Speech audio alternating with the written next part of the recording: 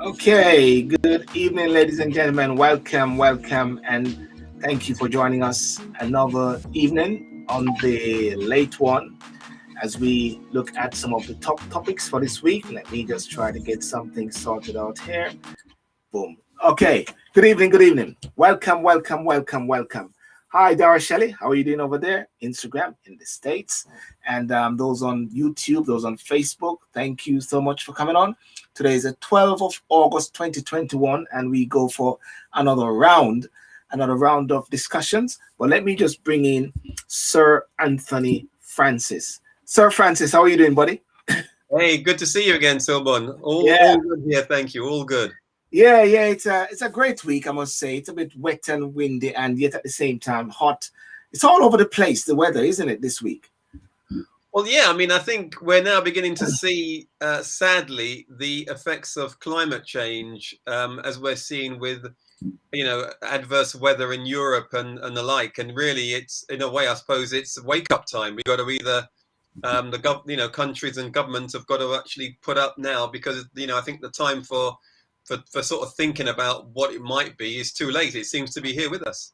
And as you say, it's here with us. So many things are here with us at this time of the year. We've got August, this summer is with us, and COVID is with us. What's the situation with COVID now? Is he still here? The Gcse is still here, isn't it? Well, yeah, he hasn't gone away. I mean, I think he's gonna. I think he's gonna stick around like the flu. I think just as we have the sort of annual flu debate and issues. I think we're going to have the annual COVID debates and issues. So I think he's still around. Just that I think the UK in particular has been very good in terms of its residents taking the vaccine. And I think, if I'm not mistaken, I think 3/4 of the population have now taken their second jab of the vaccine. So that in itself is fantastic and has really made it possible for the economy and for the at large to open up. So it hasn't gone away, but I think on a positive note, we're not seeing the deaths and the number of hospital admissions. So from that point of view, we're not hearing it on the news anymore. Well, most importantly, for business, we have to also ensure that business is going on. So, ladies and gentlemen, let's take a commercial break here. Therefore, it's vital that you spend the necessary time keeping track on cash flow and all the other financial elements within your business. And to be honest with you, that didn't work the way that I wanted. I like things to work the way that I wanted, so I'm going to make sure it works the way that we want it, Anthony. As we talk about think it, plan it, do it now. And I'm going to see if I can get it again. But if I don't get it again, let's continue for a moment. I just want to test something here, Anthony. Just bear with me for a second. Right.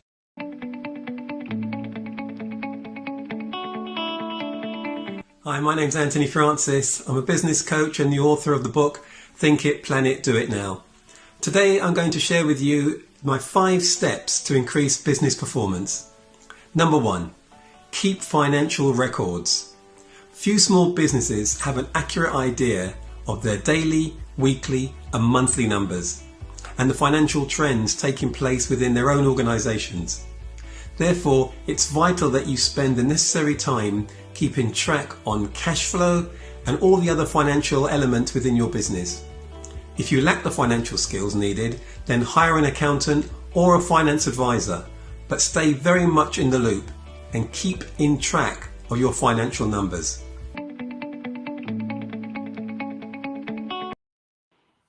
Now, Anthony, the reason why I played that is because I want to make sure that we're not so caught up with everything which is going on in the world and don't realize that at the same time, life still goes on. Business, operation, books, It certainly does. And thank you for playing that clip. It certainly does. And I think, it's important in business, in the economy, as we're all seeing now, with the furlough scheme coming to the end and, more organizations now asking staff to go back, that we are mindful of the economy. We are mindful of the job situation where some people may unfortunately have also lost their jobs, but also from a bigger point of view, a macro level, organizations have have gone out of business also. We're seeing large organizations over here in the UK who have closed. I think just this week alone, I visited Iceland in Bromley. My wife was saying that particular store has closed down. So, we're seeing lots of changes as a consequence of the pandemic. And I don't think we should underestimate the importance of making sure that those businesses that are still going are actually on a good footing. That's a good point. And as you mentioned about your wife who went to a supermarket, I don't know if you have noticed as well that there is food shortages. And these food shortages are a direct consequence, really twofold, really. The first one is a direct consequence of Brexit, and the fact that those particular haulagers who used to travel to the UK now have difficulty getting over the border because they don't have the right paperwork. And then, of course, the other one is that those who used to work over here have now gone back to their home countries because, obviously, from an immigration point of view, it's become harder for them to get visas to stay in the UK. So, we've got a bit of a double whammy there in terms of, being able to sort of see. And the reason why I mentioned those individuals is because those are the ones who used to do the work in places like, in farms where, we rely on people from abroad to come and work in some of those particular businesses, to pick the crop and do all the sort of stuff that we used to take for granted. And now we're not having those individuals. Plus, obviously, there's a shortage of haulage drivers as well now because of the pandemic. So, we've really been hit from all sides. And as a consequence, we're sort of seeing these lack of goods on our shelves now, which has become quite surprising. I don't know. Welcome, Michelle, and welcome to Shelley, over there in the States. Are you guys experiencing shortages of food? Because I realize that my normal coconut water, I sometimes can't get it, so I have to get it from another store and doing an extra running around. And also orange juice, I noticed a few things. But then what I saw as well is that for immigration, a lot of people in Eastern Europe are also waiting for their immigration bit to be sorted out as well. So it's a double whammy with Brexit, along with COVID having an impact. This seemed to me like when the pandemic started, if you recall, and everybody was rushing for toilet papers. I still can't work out that mystery. I don't know if you have cracked that mystery as to what was happening there. But it seemed like that is somewhat in the air. There's this feeling in the air. I don't know if I'm just sort of thinking overhead, but you actually pointed out that Brexit also has an impact.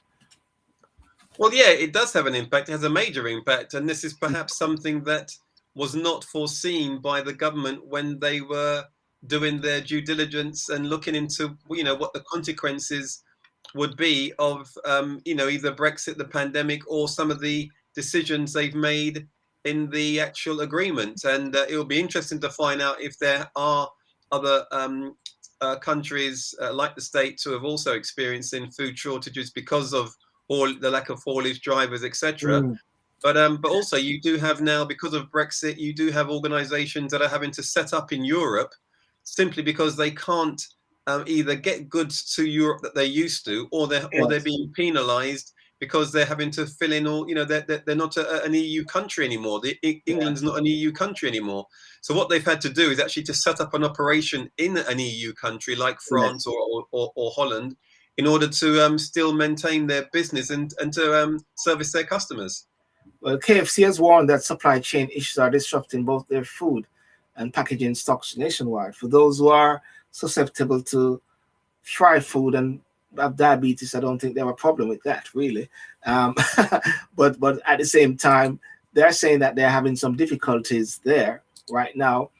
In a tweet on Wednesday, the fast food chain said some items would not be available because there's been some disruption over the last few weeks. And even water, I would say water, I noticed as well, when I go to a couple of stores, Co-op, Sainsbury, they're saying it's there to come. They're running low on water, and people have also been stocking up a lot on water as well.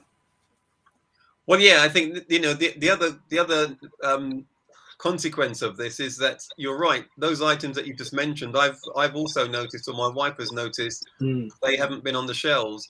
But what then tends to happen is you're going to now have people doing panic buying because they don't want to miss out. So so that will even further compound the situation and make the situation even worse, because if people are going to double up, triple up, in terms of stuff they would normally just buy each week, and now they're going to buy maybe 3 or 4 weeks worth in one hit. I mean, if everybody does that, we'll definitely see a reduction in the shelves. So, it really is, a lot of things that maybe should have been taken into consideration when Brexit was being looked into. Perhaps we're now seeing the real consequences of what it means to not be in the EU. Yeah. Well, let me just bring in Gwenton as well. Gwenton, good evening. How are you, sir? Can you hear us? Thanks. Okay, well, you're on the road. Are you trying? You can hear me clearly? Yeah, I can hear you. Are you trying to get water from the supermarket or so? Are you shopping around? That's why you're out on the road. There's some food shortages there, isn't it? No, there's shortages, but I thought to myself, instead of trying to make it home, let me pull over and join the show. Okay. Well, Gwenton, welcome to the show, and thanks for coming on, and I do appreciate that. We were just talking. You okay? Yeah. Yeah. We were just talking a while ago about food shortages, and I don't know if you recognize that Anthony mentioned a combination of Brexit and also the pandemic as well has affected supermarkets with some key stuff. I don't know if you realize that or you recognize that. I was having this conversation with a friend up to last night, and he informed me, I don't know where he's got this information from, but he said to me that there's 400 ships docked across the world waiting to be unloaded. So whatever the reason is behind that, I wouldn't know. But is it a food shortage, or is it because of the vaccinated and unvaccinated people being obstructed? Because there's something else that is not being spoken about, and that is Brexit. Because of the speaking about the pandemic and corona and everything else, everyone seems to forget that we were about to head into a crash, which was meant to be Brexit. And is it now the backlash of Brexit actually hitting now, where even a few days ago I went out to buy bottled water and they started telling you how much water you're allowed to buy at any one time. Really? Okay. Yeah, did I lose it there? No. Okay. Yeah, you're talking about what about the water, which they're saying people have to restrict on. Yeah, so they've started like what they were doing before, where they were putting limits on the amount of each items you're allowed to buy, whether it was toilet paper, cereal, pasta, rice, other things like that. They've already started that in the supermarket, to the point where I heard a lady saying to one of the managers, if I've got a next customer sign there, why can't I buy the 5 crates of water? And the manager then said to her, well, you're using the same card to pay for the 2 waters, so you're the same person. So this is what we've now got going on in the supermarkets. Yes. Yeah, interesting. And someone said planned migration strategic location happening as part of top-down response in social fallout due to climate change emergency situation. Citizen guy, bring that one further. Michelle Clark, she's saying, I know you're in the USA, every business have a we are hiring sign out front, so I think it's no worker to do the jobs. You believe there's a shortage of workers or people? What, Anthony? What do you think? Well, I certainly don't think there's a shortage of workers. There's probably a shortage of workers doing particular jobs. Say, for example, as I mentioned, to do with maybe farm picking, crops and things, where we seem to be quite reliant on those individuals who come from EU countries. Because I think they did have a situation where they tried to hire people from the UK for those jobs, and either they lasted a week or two, or they just didn't turn up. So clearly, in certain industries, there are a considerable amount of people available to work. Hospitality, those who lost their jobs at the beginning, and where the hospitality industry was closed. You've got all those people now are available. Clearly, you'll have some people who may have chosen to go into a different path because of the pandemic and because of the job insecurity. So I think there are people out there for the jobs that are in question, but it might be specific to certain industries that may be struggling. Yeah, that's good. If you also look at the DWP, which is the benefit system, because of the COVID or coronavirus, a lot of their job centers are now closed.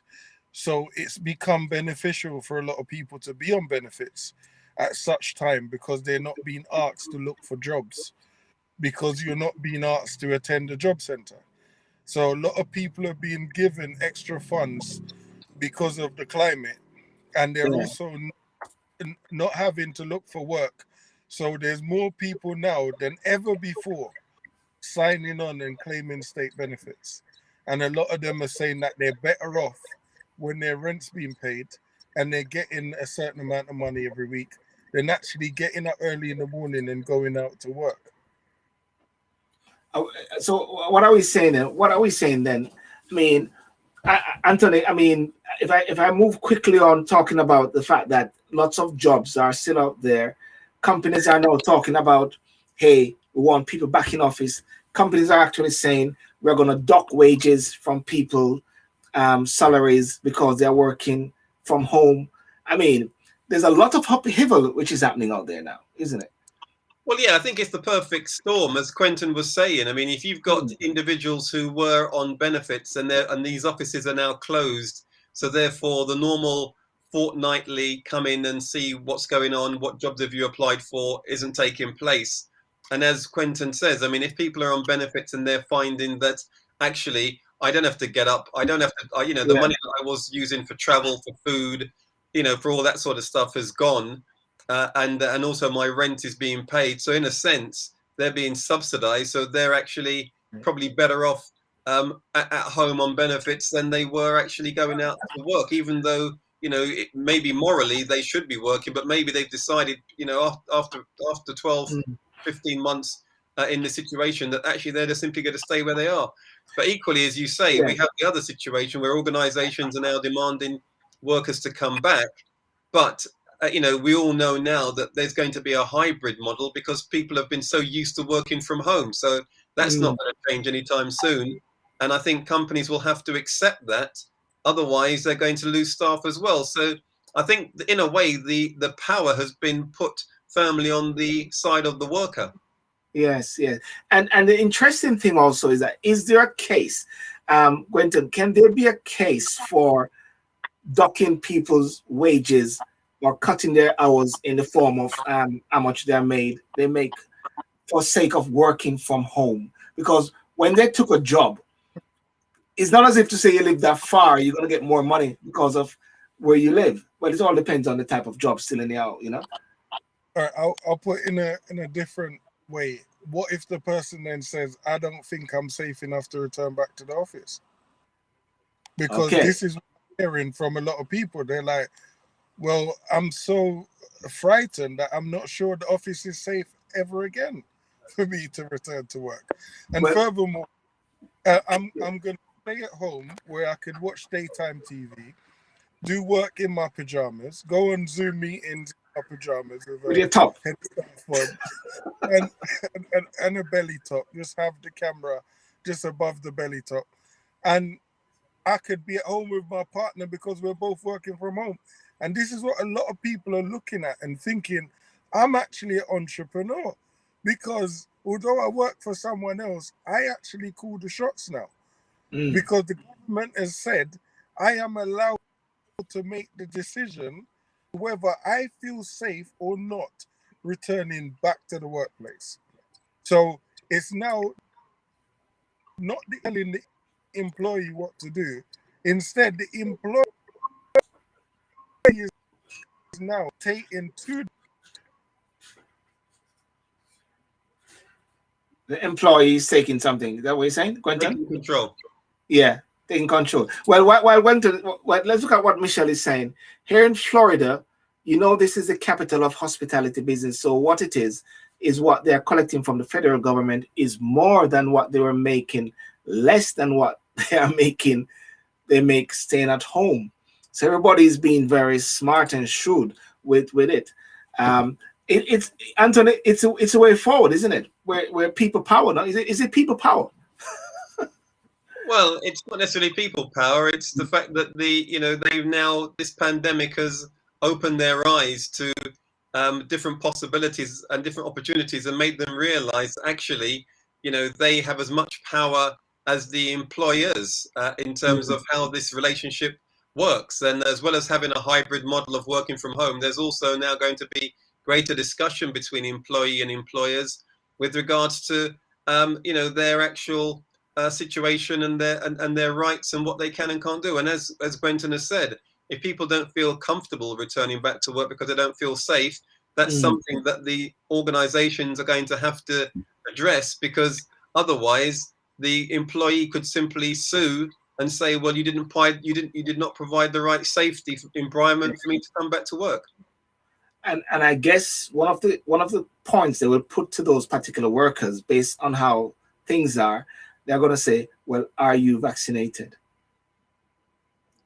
Well, yeah, I mean, this is obviously the key question. This is the debate taking place now, probably more so outside of the UK, maybe in countries like America than in the UK, because we've obviously 3/4 of the UK population has been double jabbed. So I don't think it's going to be a big issue for the UK.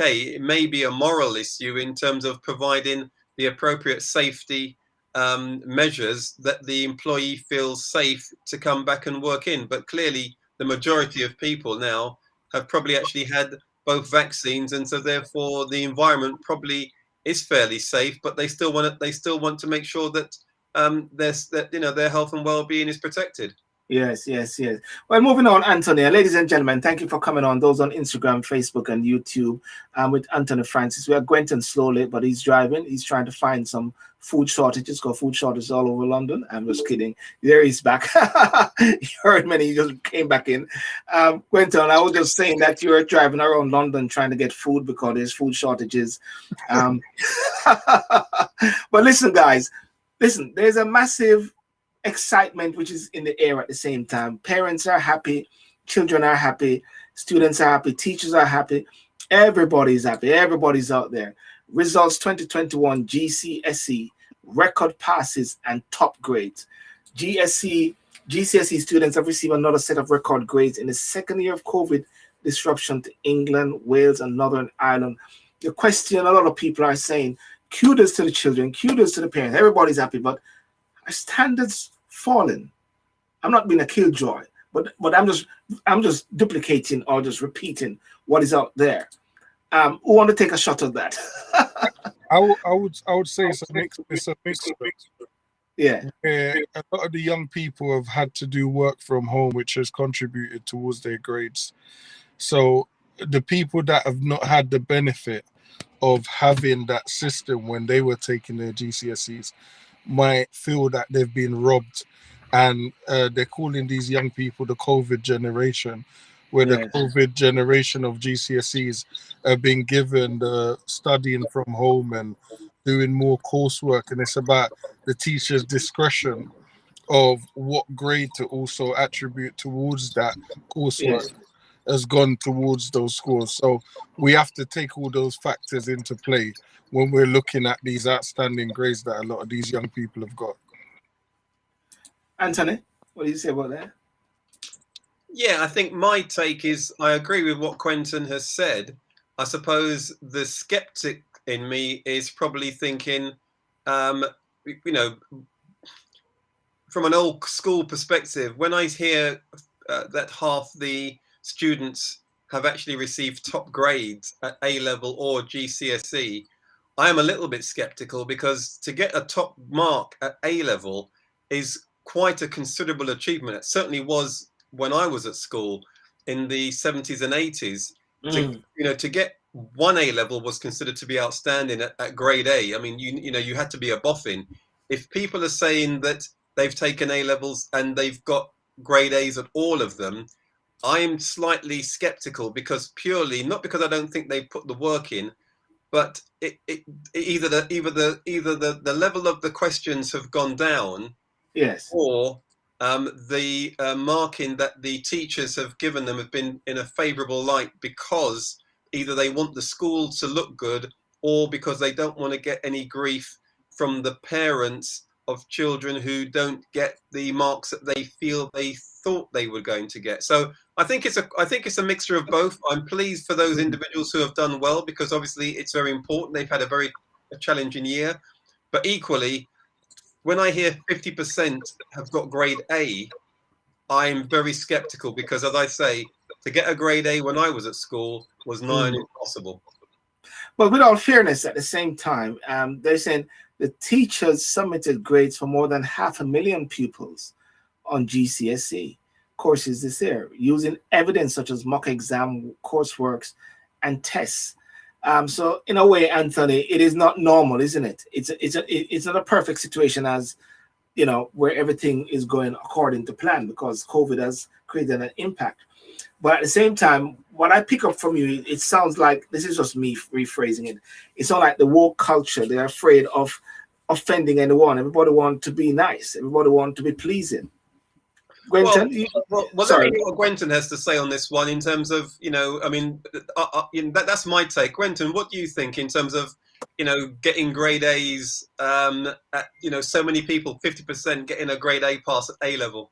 To be honest, when I was looking and seeing the amount of young people leaving with outstanding grades, I looked at that and I wish I was back in school, because I was like, at least then I'd be able to fly into university or wherever else I wanted to go.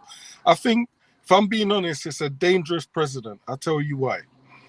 A lot of these young people are being set up to fail, because if you are going to help them fly through this part of their life, yes, it's as if you're then setting them up to fail, because you've now given them a level playing field with other people that are actually capable of getting those grades. So going forward, how are they going to then keep to that standard, if really they've got to that standard because the teacher thought that they were a nice person, or they were really polite to them, or their attendance were 100%, and really had nothing to do with academic ability?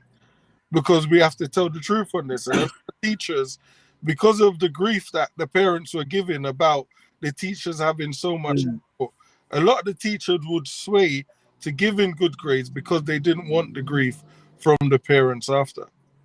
But can I just say it again? And I'm going to say this again before I go on to a comment by Dan. Teachers submitted grades for more than 500,000 pupils on GCSE courses here, using evidence such as mock exam, coursework, and tests. Could it be that tests and exams going to be something of the past, because the pressure, the mental health pressure, which is on students when it comes on to exams, may be something which they're going to look at now? Because this is what Dean said. Why are you doubting the potential of the future generation? Why, Anthony? Why? You guys gone through it. I mean, I can stand back. I did it in Jamaica, You want me to? Why? You want me? I'll give you something a mum told me. Her son was sleeping in bed every day when he was meant to be doing online learning. Mum said, you know what? If this continues, I might as well go on there and do the online learning myself. Yes. So we have to look at that and understand that a lot of young people was at home carrying out these coursework. Yes. And if you are getting outstanding at home, but then when you was in school, you were struggling, we then have to question, how is it then you're working better at home at night to 100%, but yet then when you attend the classroom, you're then struggling? We have to also question that element of it. Well, I think, just going back to what Deanne is saying, I do agree that there have been, and in fact, I had this conversation with my wife before we came on, that that there clearly a lot of children have put a lot of work in during this particular time. Let's actually not play down the disruption that they've had to actually endure during the time when they should have been actually studying inside schools with their teachers, etc. And just for full disclosure, my daughter is a teacher. I mean, she's head of economics, right? So I've seen firsthand the pressure, the challenges she's had to prepare her class material and the actual the reciprocal of the students having to submit work and all the rest of it. So I understand that there are challenges. My skepticism is simply on the fact that if someone said to me that half or maybe just under a half of A-level students all got grade A's. We're not talking about we're not talking about they passed. We're talking about they got the higher grades A. That is where my skepticism is, because as I said before, when I was at school, if somebody got one A-level at grade A, they were considered a boffin. If they got three, it was not heard of. So that's my skepticism. Not that the children haven't put the work in, but are the subjects either being dumbed down, or are the exams not as stringent as perhaps they used to be back in my day? Well, I guess what is going on here in this show, DN was saying, do you know the grades are the last thing that we look at when employing? Well, I know in legal field, the grades is the first thing they look at. but only that, Silbourne, let's be honest. To get on to the next level, you need those grades. So they're very important. Because if you don't get those grades, first off, you then have to go and do them again.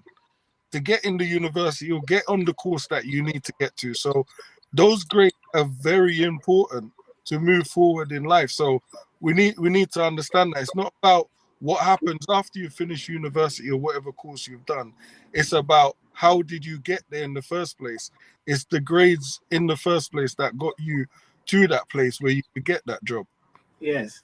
Okay, well, this is going to be a debate which is going to be happening. The most important thing is students. We congratulate them. I'm sure that we're giving them congratulations and we thank for them. And of course, but guys, we're going to talk about deportation. But before we reach on to that, let's just do a quick break here. Yeah, boom.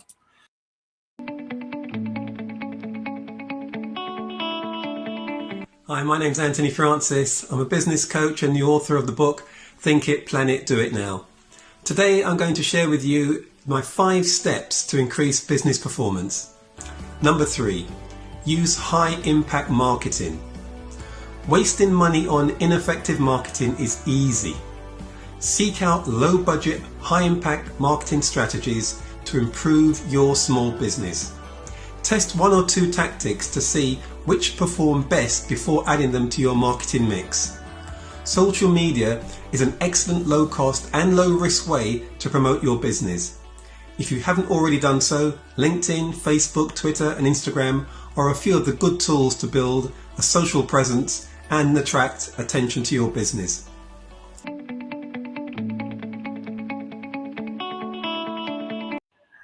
Okay, so ladies and gentlemen, if you guys want to sort out your business, there's Anthony Francis right here, live and direct. Anthony, how do they get hold of your book? Think It, Plan It, Do It Now? Well, all they need to do is go to the same website of the same name, thinkitplanitdoitnow.com. Yes, ladies and gentlemen, and of course, that is why I'm doing my show. I think it, plan it, do it now, and don't think too much. Just do it. Walk in the park, just do it. Don't think about it, just do it. I mean, you think about it, but while you think about it, you're doing it at the same time. All right? Is that correct, Anthony? That's it. How does that sound, Gwenton? Think it, plan it, do it now. Yeah, just get it done. Too much people sometimes have too much debate, man. Like, what do you think I should do? I said, come on, that's somebody, but just do it, man. Let's have a meeting to do it. The sad thing is, all of that overthinking sometimes is why it doesn't get done in the first place. Yes. Well, it seems like they've been doing a lot of overthinking, because with this deportation thing, it keeps going back to the same thing. You're going to deport 100 people, 6 goes, deporting 50, 2 goes. UK is still on the deportation business after Windrush. Gwenton, what's your take about it? I mean, aren't criminals? All right, let me say the first thing is this. I sent you over a graph today. Yes. We can't just look at immigration and deportation as just a simple mechanism. Yeah. if you're born in this country, because a lot of people will be watching this show and be confused and think they're British, so we have to address them first. And I put it up there. I put it up there. Yeah. So if you're born in this country and your mother is not British, you're gonna have to move it, Silver. It's in front of my face. So Yeah. If your mother is not British, you are not British. So if you commit a crime, even though you've got a birth certificate, you've been to college here, you've been to university and everything else, if your mother is not British, you will be deported back to wherever your mother comes from. Your father immediately files for you if he's got a British passport. Another thing I'm going to touch on for another set of people that are here that might think that they're okay being here.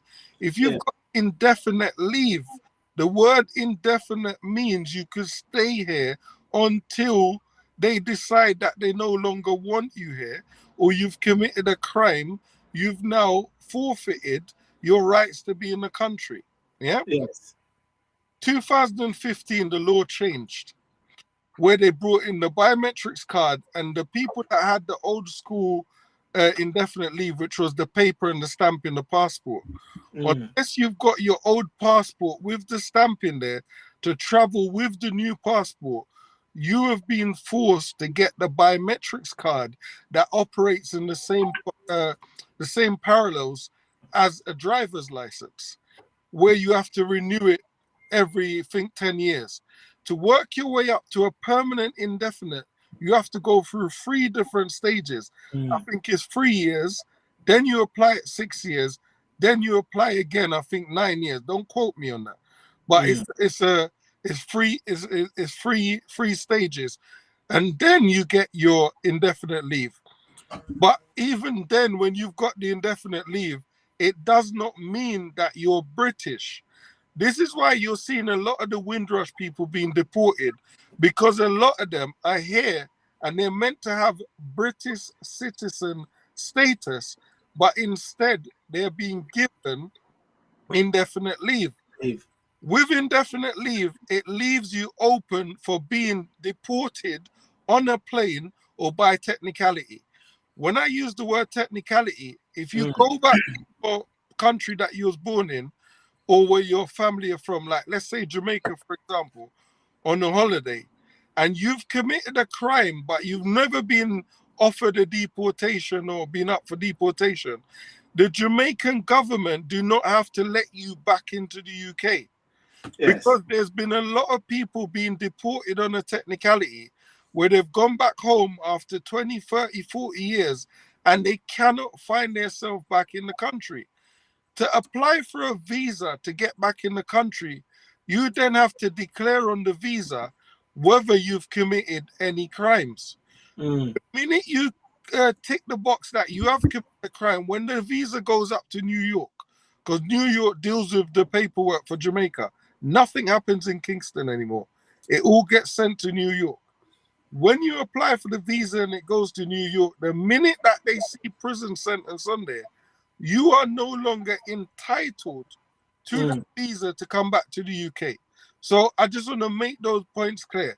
So now we come on to the point where you're talking about 100 people in the time of COVID-19 and all these different strains being bundled onto a plane, not knowing if they've all had COVID checks or they're all clear of vaccine. It's not for you to blame the British government, because this is what I'm seeing people here protesting against the British government.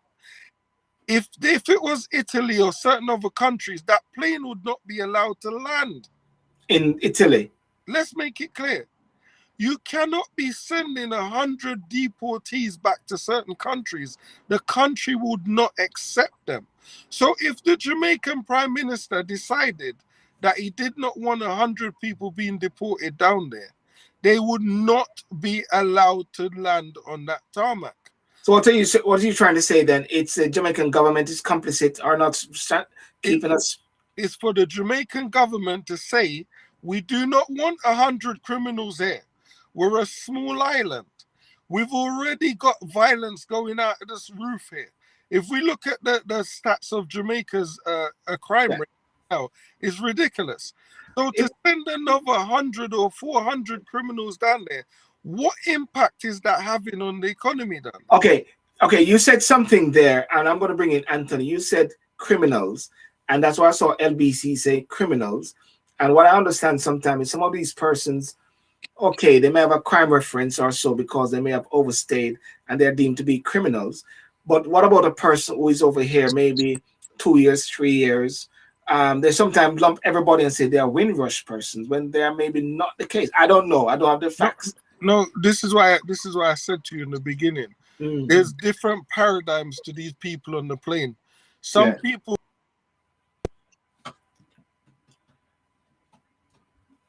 Okay, I lost it there briefly. Let's. Anthony, can you hear? Anthony? No, Gwenton's voice. Gwenton, we can't hear Gwenton, so I'm going to let Anthony speak for a bit until you come back in. We lost you, Gwenton. Anthony, what's your take briefly on what Gwenton says until he can come back in? Well, and your thoughts on everything. Yeah. Still. I think Gwenton's given quite a detailed analysis in terms of what's going on there, and really I don't have too much to add, if I'm really honest. I think the only thing I would say is that if someone has actually committed a crime, part of their sentence is that once they've finished the crime, once they finish their sentence, they're going to be deported. That's not unusual. We do get that in other countries. Certainly it's not unusual for someone to be deported back to their country of origin. So I think the issue is, as Gwenton has said, if you're sending back 100 people or 200 people back to a country where we currently got a pandemic and all the rest of it, there needs to be agreement by that particular country. But I think, answering your question, if someone's committed a crime and they've been deported, fine, I don't have any problem with that. But if it's the Windrush generation, my point has always been, if their parents were here at the bequest of the British government at the time, and their children are now here, yes, I understand some would say they should have taken and got their paperwork checked and sorted. But equally, I would also say that if they are genuinely here because of their parents and at the bequest of the British UK establishment back in the 60s, they should be able to remain here without having to go through this loops and all the rest of it in order to actually get their citizenship. So anybody who's a Windrush individual whose parents were here and they are now children of those parents, I feel that they should be here, that they should be able to stay here legally if they've committed a crime, and part of their sentence, and if they will be deported, then they have to actually be deported as part of their sentence. Gwenton, you heard that bit there. In regards to if the persons are commit a criminal act, it is their duty and right of the government to deport them. Gwenton, we are losing you with audio. I think you may need to, you'll have to come back in and give access to your audio or something like that there. Anthony, yep. Yeah, Anthony, there's a petition also which you have put out there, which I sort of flagged up earlier. Yeah, so that petition is really just a petition against those people who are from the Windrush who are being deported. Yeah. Because obviously, there's been a lot of talk over the last couple of months of the government helping the Windrush generation to actually stay in the UK legally. And it does seem to be very short in supply in terms of when those individuals go and ask for help, they've got to go through so many hoops to get that help. So this petition is to really provide a notice to the government that actually we don't want these people deported. I don't know if I have to just say correct on one point. I don't know if it's specifically also encompassing those individuals who have committed any criminal offence and are being deported, because obviously my stand is that if someone has committed a criminal offence and part of their sentence is at the end of it they will be deported, then I don't think that's unreasonable for them to be deported. Yeah, Gwenton, can you hear? Yeah, I can hear you. Could you hear me? Yeah. What's your last say in regards to the whole essence of this deportation saga, not just for this particular plane, because I knew of someone who was the last batch, which was supposed to go some time ago, they were taken off at the last minute, and this was just at the height of COVID. And then waboom, all of a sudden, out of the blue, he was in Jamaica. So the thing is, Silborn, is this, yeah? Things like that we can't even laugh about. I'll tell you why. Jamaica's not England. There's no house for you to go to. There might not be a bed for you to go. I remember I said to someone when we was on holiday and they saw someone on the street, yeah, and they were laughing at this man on the street. And I said to them, the reason why you shouldn't really laugh at most mad people you see on the street in Jamaica, because we don't know if this man was deported on a technicality. And that is something that I look at, and I look at a child being in this country from 3 years old, and then because of a technicality is then sent to a land, and someone that is born in Jamaica and come from no gas, no electric, no running water. Yes. I have seen the other side of the island. So I understand the hardship of that. And for someone that doesn't understand the island, you've got no family there, deporting someone, where are they going? And it could be something as silly as a driving offense. Yeah, so they've had no tax or insurance, or their tax have run out because it's all online now and they don't know. And before you know it, they're then deported.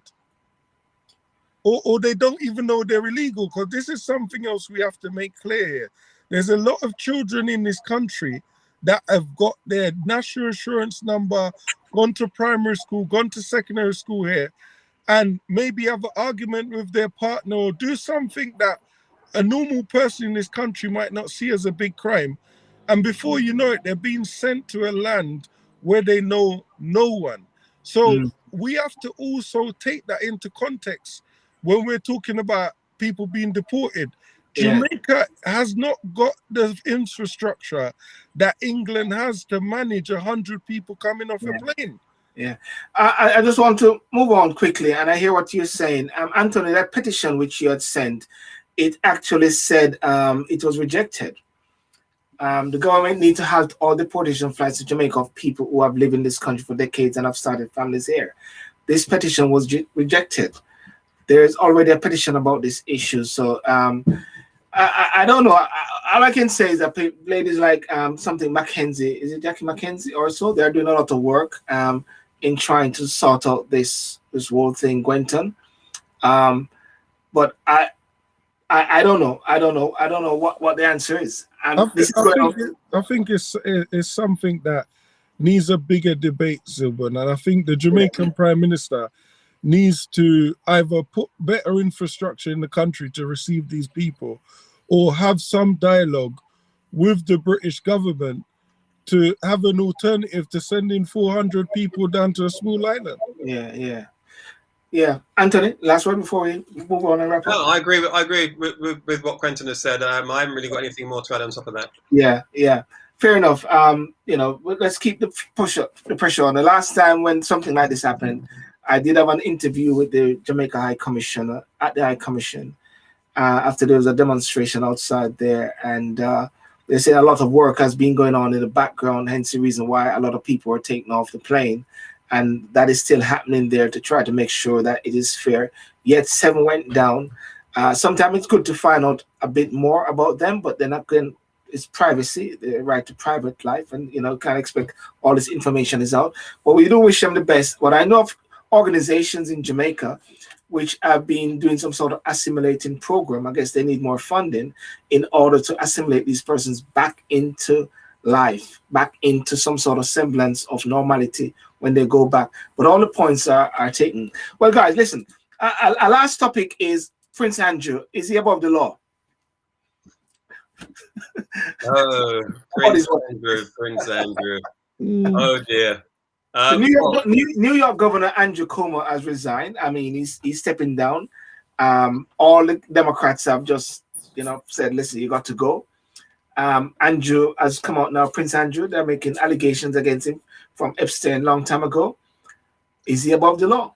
No one's above the law. And I think the solicitor of the lady who's made the allegation made a very valid point when he said that, they have given an olive branch to Prince Andrew to cooperate with the inquiry, and he has not done so in 5 years, and so they have now issued this legal challenge through the courts in New York.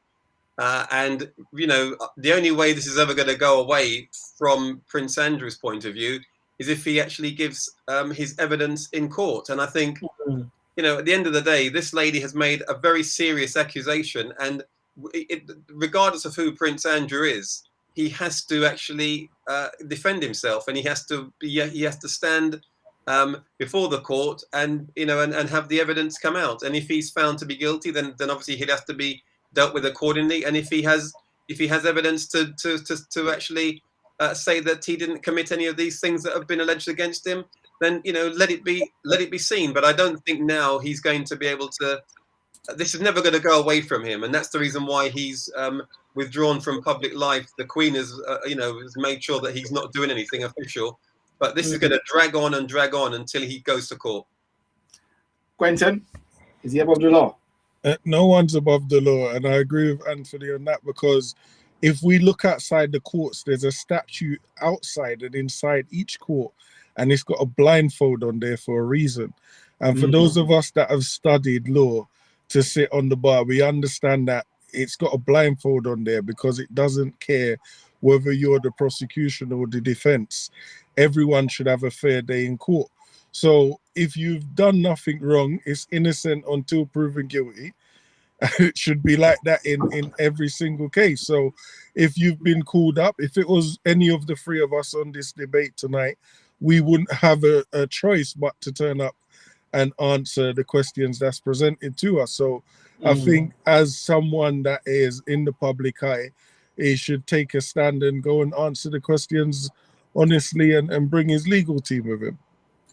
And just to add on top of that, to add on top of what Gwenton is saying, I would have thought anyone who had an allegation like that put to them, they would want to defend themselves in order to actually say, this did not happen, and this is my defense, and I can provide evidence accordingly. Because let's face it, the allegations are very, very serious, and you would not want those to be made against you and to have them hanging over you, unless, of course, you had something to hide. So, you know, I think, as Gwenton has said, you know, nobody's above the law, and you know, this isn't going to go away for Andrew, and he'll have to actually have his day in court, and so will that lady. Well, I heard that the Queen and him is looking out the windows to see if they're coming for him, as you can see the image there.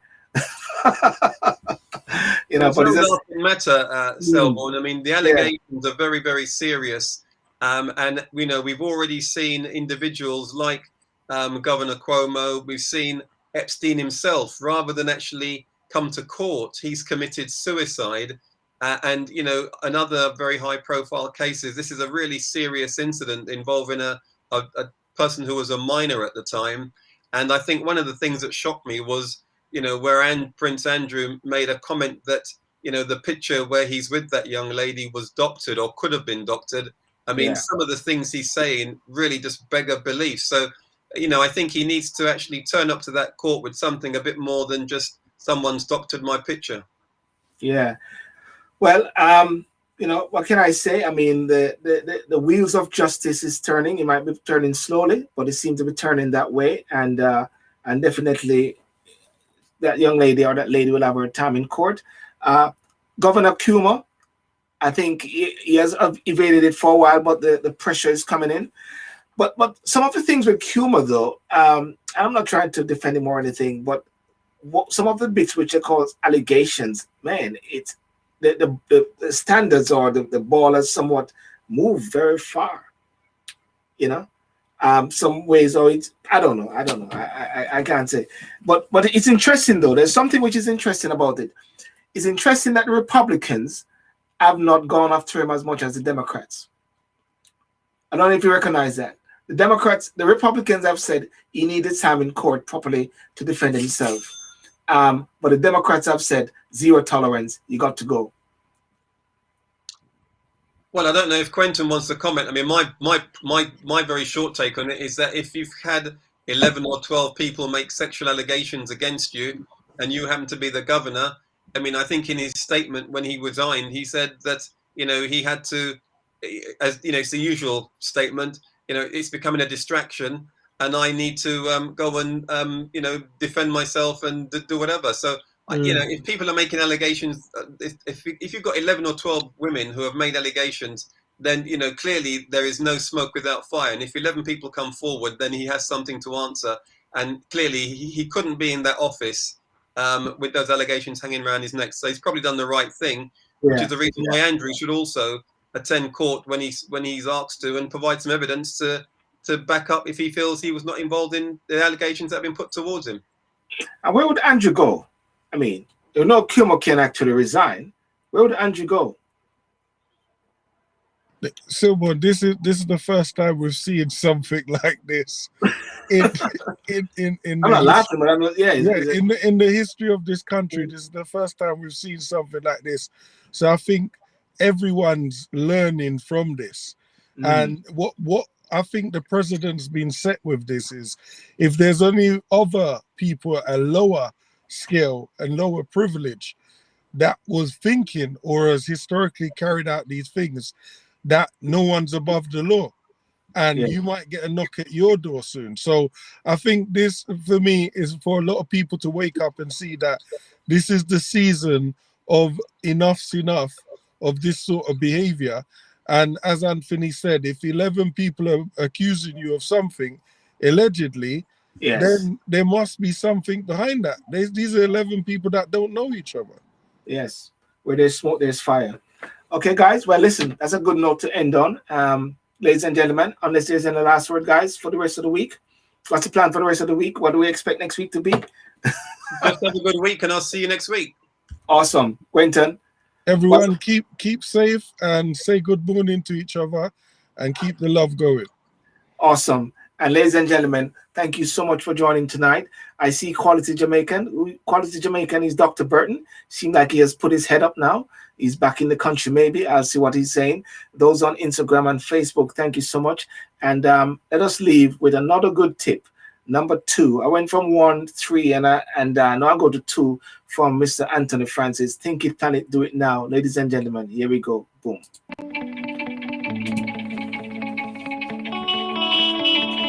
Hi, my name is Anthony Francis. I'm a business coach and the author of the book, Think It, Plan It, Do It Now. Today I'm going to share with you my 5 steps to increase business performance. Number 2, set goals. Like keeping score, setting goals and objectives is an essential part of business success.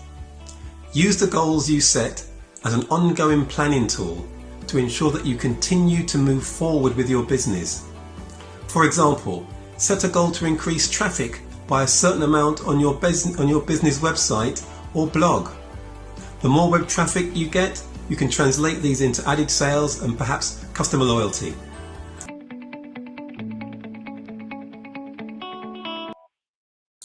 Thanks for that, Anthony. Listen, that was great. Now tell us briefly about how you can help people now, because those short, compact message, there are 5, ladies and gentlemen, but I've just done 3.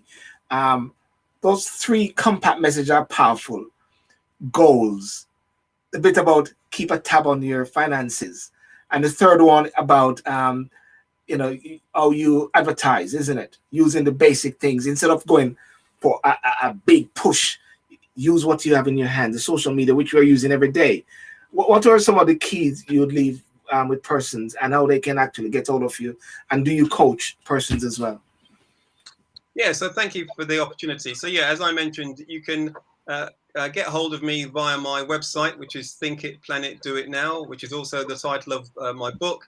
And I provide one-on-one coaching for organizations and individuals, specifically around project management, but also in order for organizations to be able to implement and to actually execute their new ideas and services. Fantastic. Okay, good. And ladies and gentlemen, for you to get some of these adverts, just contact us and we'll work out a deal for you as well.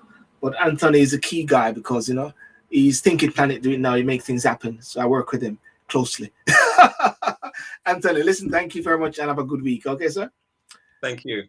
Peace out. Cheers. Thanks. Okay, ladies and gentlemen, thank you so much for joining today. And for this week, what we're going to have on this Saturday evening, without a doubt, we're going to have Talk and Sip. I invite you all to come on to Talk and Sip. There's a very interesting thing which is happening in Jamaica with the chief of Maroon, a compound, Chief Curry, whereby there's a standoff between him and the police. And the Maroon lands are actually not part of Jamaica, deemed to be. And the Minister of National Security said that, hey, I didn't know that you have special lands or so. So there's a big debate which is going on in Jamaica about that. The government has somewhat locked down the country again with some serious curfew to contain the COVID spread.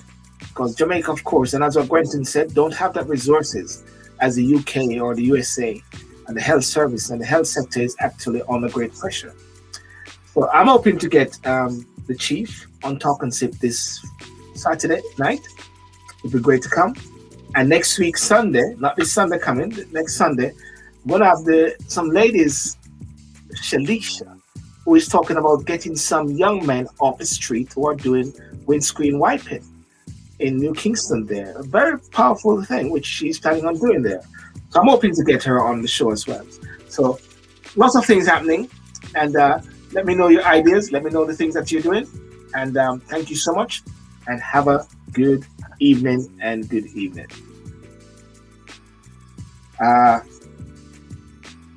For the website, okay, good. And what I do before I go, let me just do something here just to make sure I get this right. Makes sense to don't leave properly without getting the details for Anthony Francis. I'm going to put it up here now. Think it, plan it, do it now. While this nice music is playing in the background, and just keep it chill. Here we go. 1, 2, 3. There it is, ladies and gentlemen. Think it, plan it, do it now.com. And Dion also have it. Okay, let me move away from Dion one. Let me go to this one. Think it, plan it, do it now.com with Anthony Francis, where you can get some serious tips. And ladies and gentlemen, thank you very much. Have a good night. God bless you. Peace out. Bye-bye.